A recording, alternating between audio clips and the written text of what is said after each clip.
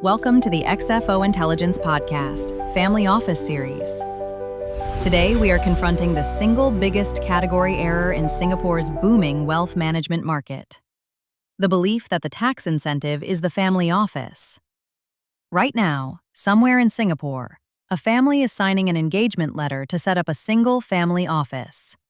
Within months, they will have a fund vehicle, a Section 13O or 13U tax approval, and a bank account. On paper, they exist. But ask the harder questions. Who owns the assets when the founder dies? How do siblings resolve a dispute over the investment mandate?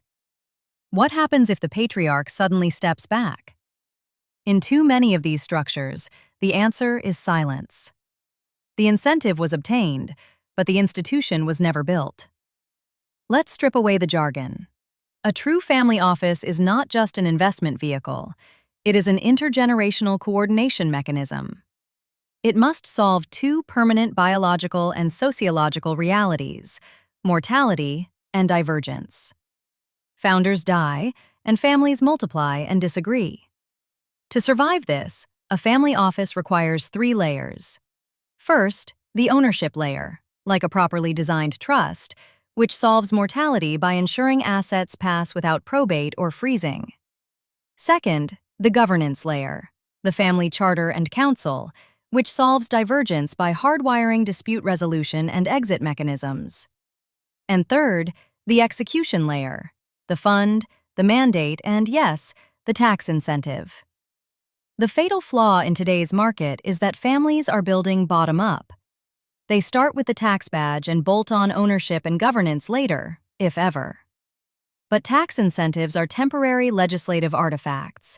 They change every few years. Death and family fragmentation are permanent. Building a 100-year wealth structure on a 5-year tax arbitrage is a structural trap. Once assets are locked into an incentivized vehicle, unwinding a poorly chosen ownership stack becomes incredibly expensive and can trigger a breach of the very compliance rules that made the structure attractive in the first place. This bottom-up rush has caught the attention of regulators. Following high-profile enforcement actions, Singapore has decisively shifted from merely attracting capital to rigorously vetting it. With the continuous compliance requirements and the new 2026 class exemption framework, the days of get the badge and forget are over. The bank account is now a regulatory anchor, and substance is continuously monitored. So, what is the fix? Before a single application is filed, a family must answer 5 questions. Who owns the assets? Who controls the mandate? Who supervises the advisors? How are family decisions made? And what is the exact succession plan?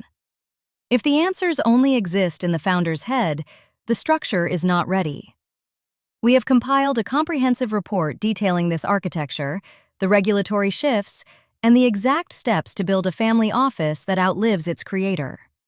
If you want to avoid the probate traps and regulatory pitfalls of an incentive-first build, we are offering our full report at a special discount.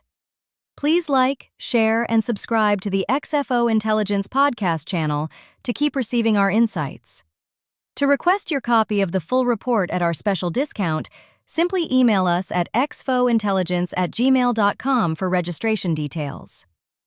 Disclaimer: the information provided in this podcast is for educational and informational purposes only and does not constitute legal, tax, or financial advice. Family office structuring involves complex regulatory and fiduciary considerations.